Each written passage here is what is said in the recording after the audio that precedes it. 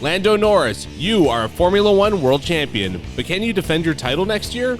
We had not one, but two blockbuster trades in the NHL. The Raptors fall in the NBA Cup and are in quite the pickle. And the two Super Bowl teams from last year both had troubling losses. Can the Chiefs miss the playoffs? Hello and welcome back to The House That Happened, sponsored by Shoey's Bar and Grill. It's the only place to be in suburban Etobicoke. Voted 4 times the best dive bar in the GTA. It's number one in our hearts. It's the Phoenix rising from the ashes. Give us a like, comment, and subscribe. It really helps us out. Hi, I'm Andrew Milani, and I'm all alone this week in the Milani compound. Cruz will be back next week. Not to worry, though. And I know we promised that we'd have Marco Giovanetti this week to talk F1. Unfortunately, he had to bail as well, so it's just me this week that you're stuck with. I suppose it could be worse, though, so hoping everyone had a great week. We're getting closer to Christmas. Just 12 days away as I'm recording this. Can't believe it. The month of December just absolutely flying by. This end of the year absolutely flying by.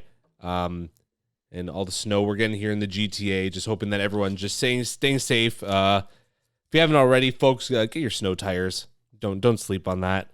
We're going to begin with a little bit of shout-outs here. So a bit of an unfortunate one. So in case you're unaware, Netflix looks like they're on their way to buy Warner Brothers, which means that Coyote versus Acme is potentially being recanceled. That's right, it's being recanceled. Movie that me and Cruz have been very much looking forward to. It would be an absolute shame if this one got just shut down once again. Movie that I've been looking forward to seeing for years and years and years now. I just hope this is fake news. I really want to see this movie. Hopefully it gets to come out and not just buried for a tax write-off. Also got to shout out Freddie Freeman for the Sick Kids commercial that he did. Where he goes into the room there and then he gets ripped by all the kids there and the nurse. Very funny stuff. Also, shout out to the Toronto Blue Jays. They have been the third most searched sports team in 2025 after PSG and Benfica. Benfica is, of course, a Portuguese soccer team. Very cool for the Blue Jays, gaining that much recognition and popularity worldwide. I'd be remiss if we didn't bring up the college football playoffs. The bracket was just revealed this past week. Notably, Notre Dame left out of the bracket despite being in contention just whatever the week before or whatever, the last rankings. Insane stuff. I know Notre Dame is very pissed off. But at the same time, Notre Dame, you're not in a conference, so that's what comes with it. I don't know what else to say. But taking a look at it, so number 1 seed is Indiana, number 2 is Ohio State, number 3 Georgia, number 4 Texas Tech. The 12 versus 5 is we got number 5 Oregon versus number 12 James Madison. That'll be on December 20th. Number 8 Oklahoma will take on number 9 Alabama. The day before. Number 6, Ole Miss will take on number 11, Tulane. And number 7, Texas A&M will take on number 10, Miami. So those are your 12 college football teams. A big tradition around New Year's, that and the World Junior Championship, certainly two of the sports events I think have taken place around Christmas time that I'm very excited about. We'll see how all those shake out. I know Cruz is going to have both his eyes on those all those football playoff games, college football playoff games. Ohio State will be in the Cotton Bowl Classic. Georgia's going to be in the Sugar Bowl. Indiana's going to be in the Rose Bowl, and Texas Tech will be in the Orange Bowl. And then this year, the Fiesta Bowl and the Peach Bowl will serve as the semifinal matchups. Sticking with college football, Michigan coach Sharon Moore was fired this week for inappropriate relationship with a staff member. And then he was detained by police. I'm going to save this one for Cruz a little bit, since I'm sure he's got a few things to say about the coach of his football team, the Blue. Obviously, very troubling stuff. I don't know, I guess it was he didn't take the news well, and then he just started lashing out. It's either way, it's disgusting stuff. I'm sure we'll get more details this week, or we may not. But we may be able to shed a little bit of light on this subject. I don't know how else to handle this one coming up, but Penny Oleksiak, we did not discuss her year-long suspension from swimming for missing 3 tests in a calendar year. Obviously a bad look for her. She denies taking any performance-enhancing drugs. I don't know how true that is. It's very suspicious, obviously, for her to miss 3. I don't know. Her interview wasn't that impressive either. It just seemed like her backing up the excuse train. I mean, we love Penny Oleksiak here at the House That Happens, but this was a very disappointing result in the interview, in my opinion. Didn't really give us any answers. I did not feel a lot of accountability in that interview, to be honest. Just hoping that everyone here can just move on and we can find some happiness down the road. And she is, I guess, Summer Olympic window is a little bit down the road, but we'll see how that goes. Either way, we'll move this to Formula One, the Abu Dhabi Grand Prix, where Max took victory from pole. Piastri and Lando completing the podium. And because Lando was on podium, that was enough to give him his first Drivers' Championship. We all know McLaren as well won the Constructors, so it's the first double for them since 1998. Long time ago, almost 30 years ago. Mercedes finished second in Constructors this year, Red Bull third, Ferrari 4, Williams 5. The Baby Bulls were 6th, Aston Martin 7, Haas 8, Sauber 9, and then lowly Alpine with 22 points, all from one driver. Alpine finishes the season with one driver, one car. The Colapinto Doohan car is the only one on the grid to not earn a single point. Colapinto, the highest he finished, I believe, was 11th. That was in Netherlands. That was the closest he ever got to scoring. Obviously, Lando, he, at the end of the day, we talked a lot of shit about him this year, but I mean, he earned it. He deserved the world championship. Was the one he kind of, he did win the first race this season, and then was kind of a little bit behind the 8 ball, was behind Piastri for a lot of the year, but then he rebounded, had a really strong finish, I'd say, from Austria on, especially from Mexico on. I mean, there's the disqualification in Vegas. I mean, a lot of that is out of his control. But besides, he had a disappointing result in the Netherlands, a disappointing result in Azerbaijan, just finishing 7th. But besides that, very, very doing very, very well down the stretch of the season. But I mean, Max still proved he was the best driver, finishing only 2 points behind Lando this year. 421 points compared to Lando's 423. I mean, this guy is just super impressive. The way how he came down the stretch, like had there been one more race, you really feel that it would have been Max's championship. But alas, it's only 24 races. Lando, you are the world champion. Good for you. Already getting ready for next year, feels like. I don't know. F1, it's like, I believe they only get like 100 days off, 90 days off. Well, it's not even really time off because you're really already testing for next season. You're in the sim. There was a test already. They were kind of not exactly the cars they were going to be using for next year, but kind of, I don't know, warm-up models, however you want to phrase it. I don't know how you'd even describe it, but they're already getting ready for 2026. No surprise.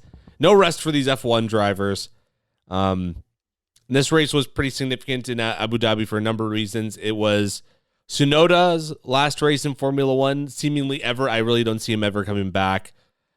Just could not cut the mustard in that second Red Bull seat. The cursed second Red Bull seat. Had a couple good results in Azerbaijan and Circuit of the Americas, but that was really it.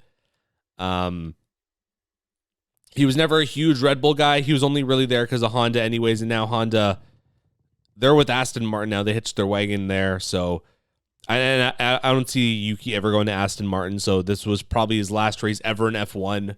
I don't know if he's ever going to be close again. It's going to be interesting to see what racing series he goes to next. I doubt it's going to be IndyCar, but you never know. He'll be racing somewhere. We know that for sure. It was also Sauber's last race in Formula One. Sauber has been around a long time in Formula One, since 93, I believe. And they will be Audi next year. And Audi is going to be making their own engines. which is going to be very cool. But a sad day for Sauber, one of the historical F1 teams here. Their heyday was around 15 years ago when they teamed up with B&W. They were kind of their works team. Were third in constructors one year. That's the highest they ever got. And is the highest that they will ever get, unfortunately. Very disappointing last few years for them. So we'll see how they do as Audi. It was the last race as an engine manufacturer for Renault. And the last time they weren't making engines was 1982. So this is over 40 years that Renault has been making engines for F1, and now they're just stepping away. The moment they lost McLaren as a customer, that was more or less the nail of the coffin on this team. If you're a engine manufacturer with no customers, it's very tough to keep up in F1. Like, you need that extra source of revenue. And they were the only ones. I mean, Ferrari, you look at them, they have Haas, they have Kick Sauber, and even next year without Sauber, they have Haas, and they're going to actually have Cadillac as a customer for a couple years as well. Of course, Mercedes is the most popular engine on the grid. Aston Martin, well, next year they're going to Honda, but they still have McLaren and Williams, and actually an Alpine. So they're going to have 3 next year as well. And then, Honda, they're basically like a works team with Aston Martin. They're going to be, an exclusive partner, which I think can work very well for a team as well, because you're the only team getting that information. And then Ford is going to be working with Red Bull and the Baby Bulls. So 2 cars. It was also the last race of DRS. No more DRS for F1. We're going to have Active Aero next year, which on certain straights, basically the same DRS straights, more or less. The cars' wings will kind of open up, the front and rear wings, which is going to be very cool, allowing for less drag. And because the front wings open up as well, it's going to mean the cars are a little bit more balanced as well. So it could lead to some more exciting racing, which I'm very much looking forward to. It was also Helmut Marko's last race. He is retiring after 20 years with Red Bull. I am very curious what this means for Max. We all know that Helmut Marko is kind of the guy that brought him on. He was, oh my God, excuse me. Max was more of a Helmut Marko guy than a Horner guy. We all know that. Does that mean that Max's days at Red Bulls are numbered? Possibly. Max wants to win at the end of the day. If Red Bull's going to keep giving him a good car that he can win in, I think that's going to be all that matters. However, I don't know how that car is going to be next year without Horner, without Adrian Newey, and now without Helmut Marko for next year. There's a lot of fluctuation in play there. Very curious to see how Red Bull works out next year. Isaac Hadjar will be taking that second seat with Max and Red Bull. And then it's going to be Arvid Lindblad, the 18-year-old who was in F2, will be taking that second seat with the Racing Bulls with Liam Lawson. It's going to be very interesting. Everyone else keeps their seat, essentially, including Franco Colapinto, which was a surprise for me. I thought the way he was going that they were going to throw him overboard immediately. Obviously, they were impressed with him. I mean, the guy's got speed. He's very quick, very fast. However, he gets a little overzealous, has tended to crash a few times in the past. This year, the mantra seemed to be just get that car home. And I believe, and he did every race. He had 1 DNS, but he never failed to bring that car past the finish line whenever he started. So obviously he's doing something right there. Obviously they like what he's doing at Alpine to keep him on for at least 1 more year. Unfortunately, Lance Stroll still on the grid for at least 1 more season. And we're going to talk a little bit more about the drivers sometime during the Christmas break. Me and Marco are going to record a show ranking all 21 drivers from this past season, from best to worst, worst to best, however it may be. And that show should air it's sometime in mid-January. I'm going to be camping in the winter. Yes, I go winter camping. And we're going to air that show in that week where we have a little bit of an extra space. So we'll see how that turns out. Very much looking forward to that. Should be a lot of fun. And yeah, 2026 right around the corner. I mean, testing in Sakir, Bahrain, it will be on February 11, 12, 13, and 18, 19, 20. a few highlights for next year. Round 1 in Australia, March 6, 7, 8. Round 7 in Canada, it's now May 2 for a long weekend, so May 22nd to 24th, F1 will be there.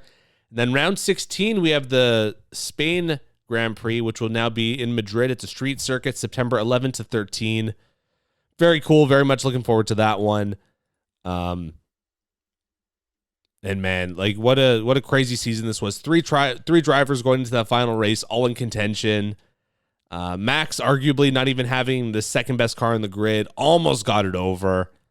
Probably still in McLaren's heads at this rate. And Max was probably just thinking like, man, if I just had one more race. And people going back to that Spain race, he got that penalty for his little kerfuffle with Russell. Had that not happened, he would have been the world champion, which is very interesting to think. He says it's not just about that, which, I mean, of course he's going to say that. But crazy to think how a small thing back from all the way in, what was that, like May, June, the Spanish Grand Prix? Yeah, that was June 1st. It cost him a championship, essentially. Very crazy stuff.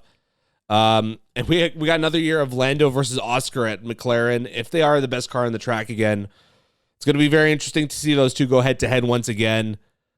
Piastri started to gain his mojo back a little bit at the end of the year, pulling out podiums, especially in those last couple races. But there's a long lull there from Azerbaijan to Brazil, which was very troubling and cost him any chance he had at a world championship.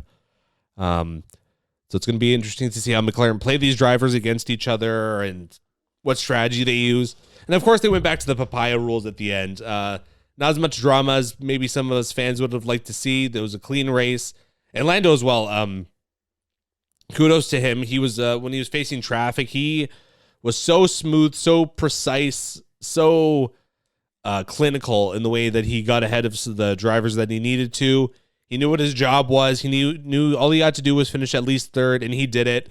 Oscar got the best of him early in that race, but Lando kept his head up and knew what the job was at hand. And because of that, he's a world champion, and we're happy for him here at the House That Happens. Kudos to Lando. We will move it over from the racetrack to the gridiron with our NFL segment and our newest edition of the Power Rankings. All right, so at number 5, they were unranked last week, 9-3-1, first in the NFC North, winners of 4 in a row. I got the Green Bay Packers. Number 4, up a spot from last week, 11-2, first in the AFC West, winners of 10 in a row. I got the Denver Broncos. Number 3, staying on the spot from last week, 10-3, second in the NFC West, winners of 3 in a row. I have the Seattle Seahawks. And number 2, staying on the spot from last week, 10-3, first in the NFC West, LA Rams. And number 1, same spot as last week, 11-2, first in the AFC East, winners of 10 in a row.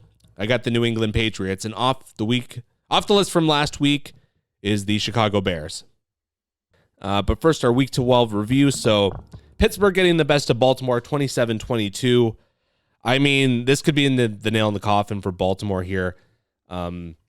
A shocking game in a lot of ways, just how Pittsburgh kind of dismantled them, especially on defense. I mean, Baltimore throwing one interception compared to Steelers not throwing any. Steelers got a couple sacks on the Ravens. No fumbles or anything like that. And Baltimore actually was better on the running game and on yards overall, but Pittsburgh just dismantling them in the passing game. Getting the points when they needed to. Rodgers not throwing any interceptions, like I said, and Lamar Jackson looked like he was defeatable this year, put it that way, or that game. Just a very unimpressive game from Baltimore, and with that, they're under 500 again, and they hand over first place in the AFC North to Pittsburgh. So it's going to be a dogfight to the end. Ravens now 3-5 at home. Absolutely terrible. And now losers of their last 2 in a row, just when things were looking up. We thought that this team would just run like, Seabiscuit or Secretariat down the stretch, and just capture that first place spot in the NFC North. But not to be, and now it looks like it's Pittsburgh's spot to lose with 4 games left to go.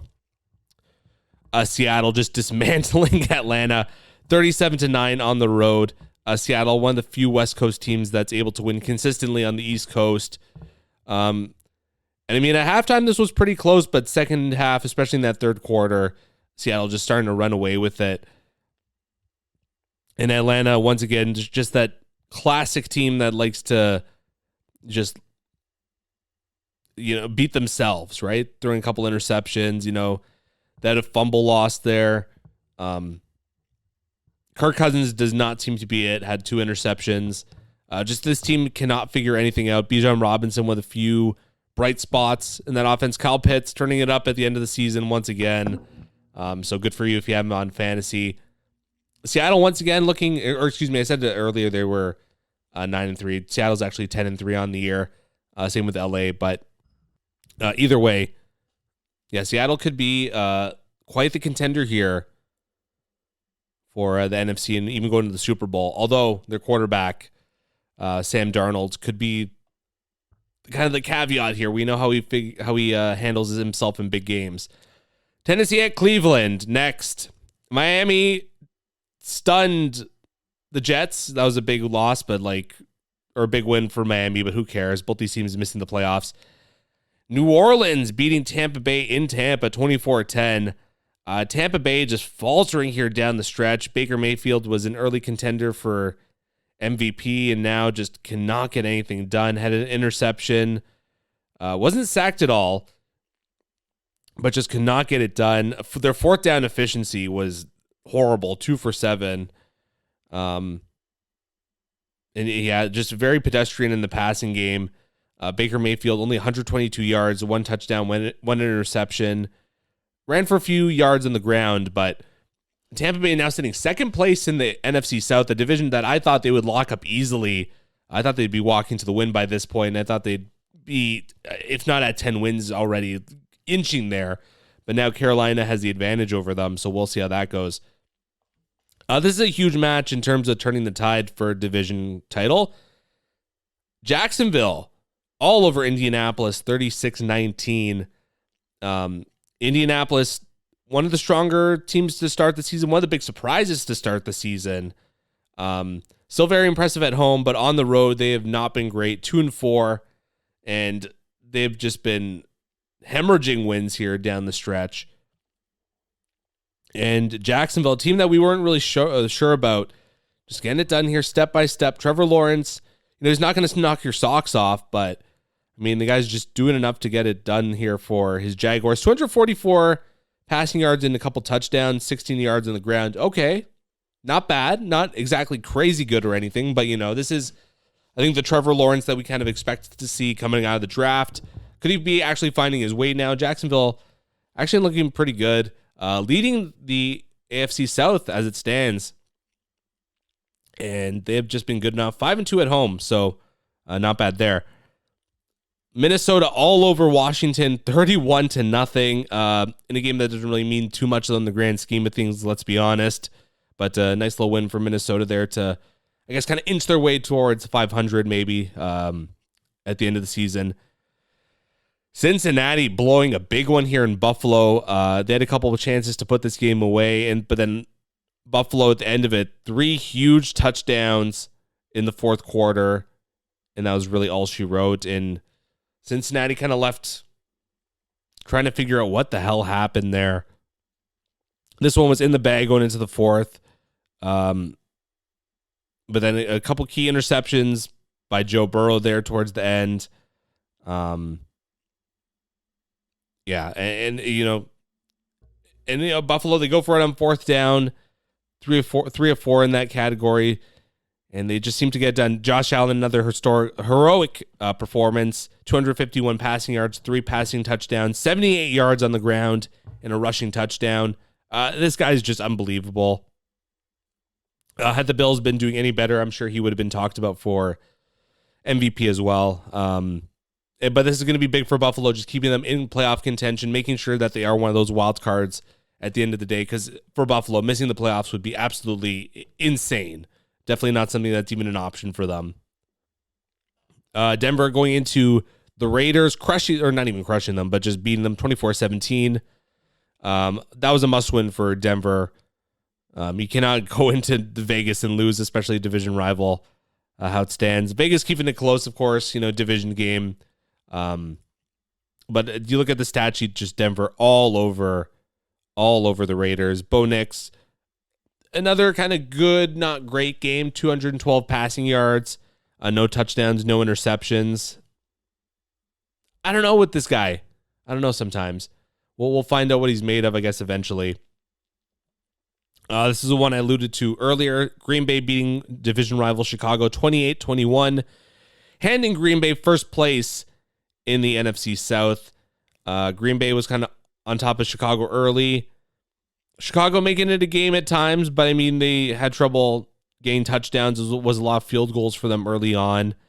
And Green Bay just step by step, just not, going trying to defeat them all at once, just little by little, death by 1,000 paper cuts. We're going to take care of this. We're going to beat the Bears at home. A key fumble there for Chicago. I mean, they didn't lose it, but it's plays like that, that eventually kind of snowball. Other than that, it was mostly an even game. Just Green Bay able to take care of things when it mattered the most. Jordan Love, 234 yards, 3 touchdowns, an interception, was sacked once. But Green Bay now starting to look up. We'll see how they do as we approach playoff time. LA Rams beat the Arizona Cardinals 45-17. I mean, this is a team looking like they could be going to the Super Bowl versus one of the biggest disappointments in football this year, Arizona. A lot of people thought that with that defense, with some of those weapons on offense, they could be contenders for a playoff spot. But this year, everything just unraveling for them, especially the Kyler Murray situation. He is nowhere to be seen. All those blown games early in the year really have got to hurt now. And they just got blown out by a division rival at home. That one's got to hurt. The Sunday Night Football surprise. Houston going into Kansas City, beating them 20-10. Kansas City only gained 10 points at home. That was a huge shocker. I mean, this was just insane. I mean, Houston up 10-0 at halftime. Kansas City rather, tying it up in the third quarter, but then in the fourth quarter, Houston coming back. We're going to get 10 more points. CJ Stroud looking pretty good, 200 yards and a touchdown. I mean, if Houston had an offense to match that defense, this team would be automatic Super Bowl contenders. But I mean, that defense is going to be what gets them into the playoffs. How they are going to do in the playoffs, that's going to be a different story. But Patrick Mahomes, 3 interceptions against that defense. And that's the story of the game right there. Insane to think that Kansas City, the perennial favorite, the perennial contender, could miss the playoffs this year in the Patrick Mahomes era. Absolutely, absolutely insane. They are 6-7. It's a long way back to the top, or back even to the playoffs for Kansas City. Houston holds that final wild card spot at 8-5, and they're 2 games back with 4 games left to go. The math is not mathing there, put it that way. The last one from last week, the Chargers beating the Philadelphia Eagles in LA 22-19, and the Eagles lose another one. What's going on with the Eagles, man? Jalen Hurts, 240 yards, no touchdowns, 4 interceptions. What the hell is going on? I mean, Barkley had 122 yards and a touchdown, but I mean, this team is just getting away from that running game that is the bread and butter of that offense. And now it feels like they're trying to force the ball to A.J. Brown and Devonta Smith. I don't know. And that never seems to work with them. Things just always seem to unravel with this team when that happens. I don't know. They're going to make the playoffs by being the best team in that NFC East by virtue. But I mean, come on, man. Like, it's not looking good. Like, the way it's going for Philly, like, this is going to be a one and done team. Not looking good at all. You look at the NFC standings, they are in the 3rd seed right now, so they would have to play a team like San Francisco, potentially, which do not be surprised if San Francisco went into Philly and beat them in a playoff game. And we have Thursday Night Football, Atlanta going into Tampa Bay, beating them 29-28, another faltered one for Tampa Bay. And this is the one that really puts them on the ropes. Carolina is going into New Orleans this weekend, and we could have Carolina still being number one in the NFC South by the time all is said and done on Tuesday morning. But this is absolutely insane. I mean, we mentioned before about Baker Mayfield and the potential MVP candidacy he had early on in the year, but this is just not good. This is not good. Looking at the big picture, Denver number one in the AFC, then New England, Jacksonville, Pittsburgh, and then the Chargers, Buffalo, and Houston with the wild cards. Indianapolis is really that only team outside looking in. I guess Baltimore as well, although they can't get the wild card. They're going to have to go for that division title. Only a game back, so still very possible. In the NFC, it's the Rams, the Packers, the Eagles, and the Panthers as the division winners or division leaders right now. And then the Seahawks, 49ers, and the Bears holding down that wild card, with the Detroit Lions, the only team outside looking in that I would say has a good chance. Although it's going to be tough to pass those teams. It's going to be tough for Detroit down the stretch here. Big news for the Indianapolis Colts. So Daniel Jones was injured in that game against Jacksonville last weekend. Their backup got injured too. Jones is going to have surgery on a torn Achilles. That's going to end his season. And they signed veteran Phillip Rivers. And he's going to play with the Colts against the Colts in Seattle. Or excuse me, he's going to play for the Colts in Seattle on Sunday. God bless him. That's all I'm going to say. We're going to get to our picks against the spread here. All right, so Cleveland is in Chicago. I did not get my picks yet from Cruz. He will send them to me later. So for now, you're only going to get my picks. All right, so Cleveland in Chicago. Chicago favored by 7.5 at home. I'm on the Bears. This point spread could bite me in the ass, knowing that the Browns defense is good, but I just do not see them scoring any points. I see the Browns winning this one in a rout. Baltimore going into Cincinnati. Baltimore favored by 2.5 on the road. I see Baltimore winning this one. They need this win. Cincinnati, they can't do anything for themselves. Adios. Arizona goes into Houston. Houston's favored by 9.5 at home. I'm going to go with Houston. Arizona, just a disaster at this point. New York Jets going into Jacksonville. Jacksonville is favored by 11.5 at home. The Jets, just another team there, just a disaster. Give me the Jaguars all day. LA Chargers going into Kansas City. Kansas City is favored by 4.5 at home. This has got to be a game that gets Kansas City back to 500, right? Give me the Chiefs. Buffalo at New England. Buffalo, 1.5 point favorites on the road. I say New England all day for this one. They went into Buffalo, kicked their asses. They're going to kick their asses again this week in Foxborough. Washington at the New York Giants. Philly. What am I saying? Giants favored by 2.5 at home. I'm going to take Washington in this one. I just have a strange feeling that they're going to cover here.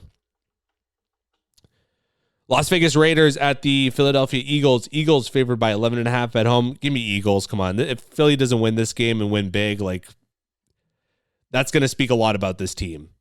So they got to do it. Green Bay at Denver. Green Bay is favored by 2.5 points on the road. Give me Denver at Mile High. Come on. Detroit at the LA Rams. Rams favored by 5.5 at home. Sorry, Cruz. Give me the Rams. Carolina at New Orleans. Carolina is favored by 2.5 on the road, and I will pick them. I really don't see New Orleans winning this one. Indianapolis at Seattle. Seattle's favored by 13.5 at home. Seahawks all day. Indianapolis, I think, is going to really struggle in this one, especially with Phillip Rivers. I do not see this one going well. Tennessee at the San Francisco 49ers. 49ers favored by 12.5. I'm on San Fran all day. Minnesota at Dallas. Dallas favored by 6 points at home. I think Minnesota can steal a win here. Just a strange feeling. And last but not least, Miami going into Pittsburgh. Pittsburgh favored by 3.5 points at home on Monday Night Football. I'm going to take Miami. It looks like TJ Watt's not going to play. I think Miami can sneak one out here. Right? So best of luck to everyone if you're going to bet on football this week, and remember to bet safely. And now we'll move it over from America's favorite sport to Canada's favorite sport. It's the NHL in our newest edition of the Power Rankings. All right, so at number 5, down a spot from last week, I have the Washington Capitals. At number 4, up a spot from last week with a big trade that we will talk about a little bit later, I got the Minnesota Wild. At number 3, same spot as last week, I got the Carolina Hurricanes. Staying firm at number 2, I got the Dallas Stars. And hanging on at number 1, only 2 regulation losses this year, I got the Colorado Avalanche. All right, so we got the Leaf report. So the Leafs had a disappointing loss in versus Montreal at home last weekend. Could not get it done goal-scoring wise for whatever reason. This up-and-down season for Leafs just continues. And I don't know, us fans, I guess, are left just searching for answers. Like, what the hell's going on here? Scott Laughton's goal was a beautiful one. I guess the highlight of that one, if you're a Leafs fan. But this one goes into the shootout. Leafs can't take care of business. End up with only 1 point out of 2. And then on Monday, the Leafs beating the Tampa Bay Frauds 2-0 at home. Just another shutout against Tampa Bay for the Leafs. Riley and Matthews with the goals for that one. McMahon getting a 1-game suspension for hitting a player with his stick in the head. So he was out on Thursday against San Jose, where the Leafs blow a 2-goal lead. And they lose 3-2 to San Jose in overtime. Oh, boy. Another one of these. And the Leafs hang their heads low and grab that loser point. And hopefully they can have a better result today against Edmonton, but we will see. Just a frustrating week for the Leafs. I don't know what else to say. Matthews, I know a lot of talk about has been about him not scoring as highly as he's been in the years past. I mean, the goal scoring numbers, I guess, have kind of been there. Just points as a whole. His 2A game has been there. I don't know. It's just been a weird season for the Leafs, and I don't know. It's going to be a dogfight, clearly. The dogfight here continues. Leafs in 5th place in the Atlantic Division, 4 points back of Detroit with 2 games in hand. Tampa Bay, Boston, and Toronto, the only 3 teams in the Atlantic Division with a positive goal differential. For Montreal, 6-4 in their last 10, but there's obviously their grip on the playoffs has been slipping. They are technically tied on points with Pittsburgh for that 8th seed, but Pittsburgh has a game in hand, so Montreal does not have that spot based on points percentage right now. And they have a -10 goal differential and have been a very pedestrian 7-8-1 at home. Meanwhile, they've been 9-3-2 on the road. That's going to be an interesting number to keep an eye on. Them and the New York Rangers, although the Rangers have been more of an extreme home loss differential, I suppose. Montreal and Winnipeg will be in the Heritage Classic next year, October 25th. It's going to be cool to see those teams going at it outside. It's going to be in Winnipeg. And the NHL revealed the Stadium Series jerseys for Tampa Bay and Boston. Tampa, they have it's the dark blue with light blue letters, and then it has like a little pirate emblem on the shoulder. Very cool. The Boston ones are yellow. Both very nice jerseys. Out of all the Stadium Series jerseys I've seen, I'd have to say these are probably among the top ones. Like, they just did a very, very fine job with them. Kudos to whoever designed those jerseys. But of course, everyone wants to talk about the big trades. Edmonton trading Stuart Skinner, Brett Kulak, and a 2nd-round pick in 2029 to the Pittsburgh Penguins for Tristan Jarry and Samuel Poulin.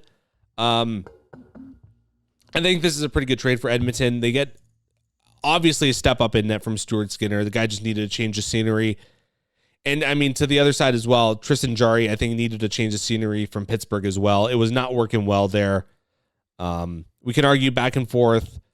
Is this how much of a step up this is? But I mean, the price that Pittsburgh or that Edmonton paid wasn't too much. I mean, Kulak's a fine 3rd-pair defenseman, and I mean, that 2nd-round pick in 2029, that's 3 years away, 3 seasons away. And this is going to help Edmonton immediately. So, I mean, good for the Oilers. I think this is this could be a very good move for them, and it could propel them to that one more Stanley Cup final. But, I mean, it's going to be a tough one, especially in the West. You know, Colorado, Dallas. We'll see. Edmonton, obviously, it's a long road ahead. But the biggest trade of the day was Vancouver trading Quinn Hughes to the Minnesota Wild for Marco Rossi, Zeev Buium, Liam Ogren, and their 1st-round pick in 2026. No one saw this coming, at least right away. And to Minnesota, the team that Quinn Hughes would go to as well was a surprise. But this automatically makes Minnesota one of the top contenders this year. I mean, you get a top end defenseman. They paid a lot to get him.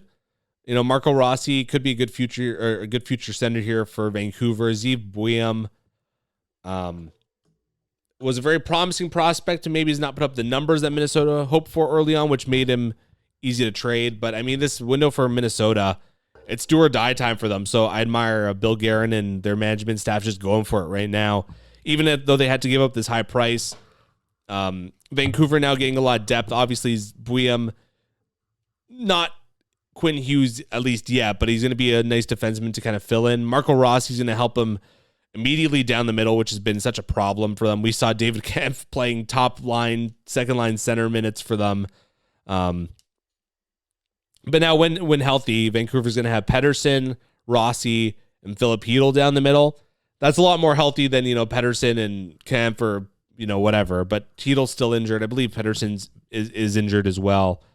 But who knows? This could help Vancouver a lot down the stretch, although this team, they just cannot get it together for whatever reason. It's been very disappointing. Going to keep this NHL segment short and sweet this week. Just going to move to our Saturday night picks. So last week was a tie. It was our first tie of the season, actually. 7-7 out of 12 picks. So not great for either of us. And for this segment, Cruz actually sent me his Saturday night picks. So I'll be filling them in as well.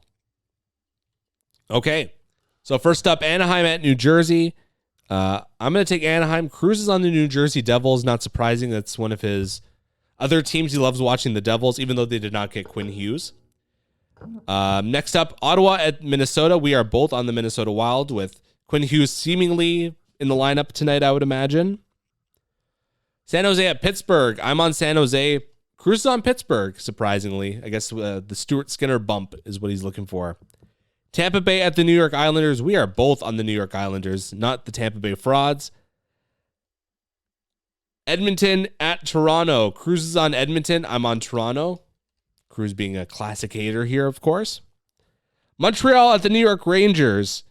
Well, we all know who Cruz is on. I'm going to be on Montreal as well. New York has been no good at home. In Montreal, we talked about how well they've been on the road. Carolina at Philadelphia. We are both on the Hurricanes on this one. Vegas at Columbus. I'm on Columbus. Cruz is on Vegas. Washington at Minnesota, or at Winnipeg. We are both on Washington on this one, unsurprisingly. Minnesota. Minnesota. I can't get my thoughts straight here. Winnipeg, still without Connor Hellebuck, which is going to be a big blow for them. Detroit at Chicago. I am on Detroit. I'm having trouble finding where Cruz has them. Yeah, I'm going to give him Detroit. He did not give me his pick for that game. Florida at Dallas. I'm on Dallas. Cruz is on Dallas, unsurprisingly. Nashville at Colorado. Come on. We all know we're both going with Colorado for this one. And last but not least, Calgary at LA. LA has not been that great at home. I'm on Calgary. Cruz is on the LA Kings. The best of luck to him. We'll see how that goes. And we will see. We'll see if he actually gives me a pick for this Detroit-Chicago one. I'm going to let him know that he didn't pick. And best of luck to everyone betting. We will move this over from Canada sport to the international sport. That's right, we're talking soccer. Inter Miami CF beat Vancouver Whitecaps 3-1 for the MLS Cup on Saturday. Messi named the MLS MVP for the second season in a row, so Messi just another notch on his belt. Finally gets that MLS championship. Sad for Vancouver. Wish could have been a Canadian team, but that's how it goes sometimes. Now we'll move it over to Europe. I got my top 5 power rankings for the Champions League. So at number 5, they were unranked last week. They are number 2 in the Premier League. I got Manchester City. At number 4, they are down a spot from last week. They are second in La Liga. They are Real Madrid. At number 3, they are up a spot from last week. First place in La Liga, I got Barcelona. At number 2, holding firm from last week, they are number 1 in the Bundesliga. I got Bayern Munich. And number 1, staying at number 1, First in the Premier League and still perfect in Champions League, I got Arsenal. Chelsea, who is 4th place in the Premier League, and they were number 5 on the list last week, are off my list. So around the leagues, Højlund scored the brace, carrying Napoli to victory against Juventus 2-1 last Sunday. And Mo Salah being made a scapegoat for a lot of Liverpool's problems this year. He was not in the lineup for their Champions League match this week, although he was back in the lineup for their weekend matchup in Premier League. And with that, we will take it to Champions League. We have a full rundown here of match day 6. This is the last one of the 2025 calendar year. The last two will be January 2021 and January 28th, when all the teams complete their league stage matchups. All right. Bayern all over Sporting on Tuesday in a 3-1 victory. The only Sporting goal was actually an own goal. Bayern's 17-year-old Lennart Karl scored the winner, became the youngest player to score in 3 straight Champions League matchups. Pretty crazy stuff. Canadian Jonathan Davies was back on the Bayern squad, was subbed in the 80th minute after a lengthy time away due to injury, so we're glad to see him back on, especially as we approach World Cup. Atalanta comes back to upset Chelsea 2-1 at home in what was a very even match. Atletico steals a 3-2 win at PSV. Jules Koundé scored a brace, carrying Barcelona to a 2-1 comeback triumph over Frankfurt. Barca was all over the stat sheet. Inter falls 1-0 to Liverpool in Milan. Solai with the 88th minute penalty winner. Tottenham holds the fort against Slava Praha in a 3-0 win. Real Madrid fell 2-1 to Manchester City in Madrid on Wednesday. Haaland scoring the winner on the 43rd minute on a penalty. Napoli defeated 2-0 at Benfica. Arsenal crushes Club Brugge 3-0 on the road. Madueke with the beauty to open the scoring in the 25th minute, gets the brace just 22 minutes later. PSG can't score at Athletic Club, but gets the 0-0 draw. Juventus beats Paphos 2-0 in Torino. Jonathan David with the 73rd minute insurance marker. We'll look at the table now. So Arsenal, as we mentioned before, still perfect, 6-0-0. Bayern only 1 dropped game. PSG, Manchester City, Atalanta, Inter, Real Madrid, and Atletico Madrid holding those top 8 spots. Liverpool right behind there, though, in 9. Dortmund 10. Chelsea's in 13th. Barca's in 15th. Juventus is in 17th. Napoli just barely hanging on in 23rd. Top 8 get the bye to the round of 16, and then seeds 9 through 24 got to battle it out for those last 8 spots. And as it stands right now, Benfica on the outside looking in. Kairat and Villarreal, the only teams as it stands with only a single point. Brodo and Slavia Praha are the only other teams without a win here as well. So all the teams we expect to be in that next kind of round are looking like they will make it. The winners, the contenders and non-contenders starting to separate themselves. Napoli is really like the only exception, just kind of hanging in there. Benfica may be a little bit disappointing as well, but still 2 match days left to go. Lots of points on the line. We can still have some major swings here. Even Arsenal, technically not completely safe in that round of 16. They have to at least get 1 more point to clinch a spot there. But we'll obviously keep an eye on that as we head into the new year. We will move this over to the hard court with the NBA. The Raptors, unfortunately, losing their NBA Cup quarterfinal matchup to the New York Knicks, 117-101. And, the Raptors just looking completely out of sorts in that one. There were points in the game where Jakob Poeltl was carrying the ball up the court. It's like, what are you doing there, buddy? Raptors now losing 4 in a row. They fall all the way down to 6th place in the Eastern Conference, 15-11. Big red flag here. I don't know what's going on with the Raptors. They got to figure it out. Ingram and Barnes seem to be like the lone kind of bright spots for this team in the meanwhile. Definitely missing RJ Barrett. But 1 player out cannot be an excuse for them losing this many games like they have been. Losers of 6 of their last 10. It's got to be a worry. Cleveland technically tied for them on wins in the 7th seed. So, for the Raptors, you definitely do not want to fall to that 7 through 10. You want to get one of those automatic playoff spots. It's got to be time for them to pull up their shoes here, pull up their socks. Let's see, Raptors. In the NBA Cup, other quarterfinals, we had Orlando beating Miami, Oklahoma City crushing Phoenix 138-89. This one was a rout from jump. Immediately, like, Oklahoma City got up by 10 points and really never looked back. And San Antonio beating the LA Lakers. So that means Orlando, New York, Oklahoma City, and San Antonio will go to Vegas. December 13th will be the semifinals. That's actually tonight. And then December 16th, that will be on Tuesday. We will have the finals from Las Vegas. And I mean, Oklahoma City's got to be the main favorite. 24-1 to start the season. They are a perfect 12-0 at home. Winners of their last 16 games in a row. This is a team that could give the 2016 Golden State Warriors a run for their money in terms of that regular season record. But very curious to see how this goes. Once again, the team we talked about, how they are just so under the radar. It's insane. It's absolutely insane. Obviously, we love our boy Shai Gilgeous-Alexander, and we wish him the best there.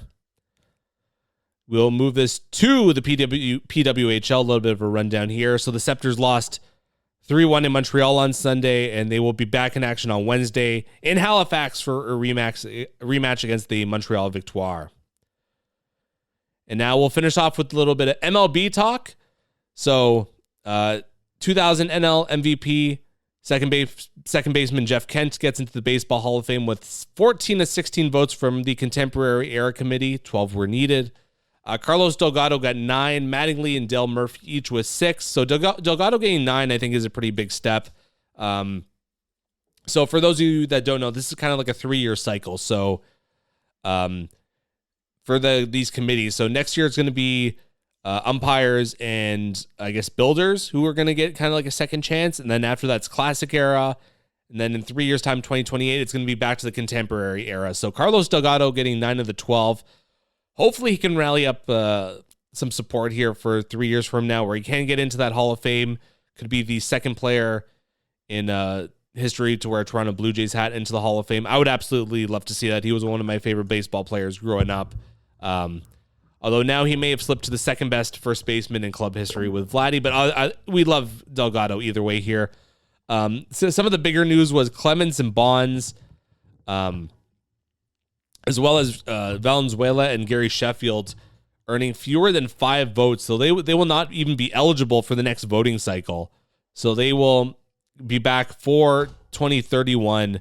And I believe if they don't get the minimum 6, if they don't get the minimum 5 votes need to stay on the ballot, they're off the ballot forever.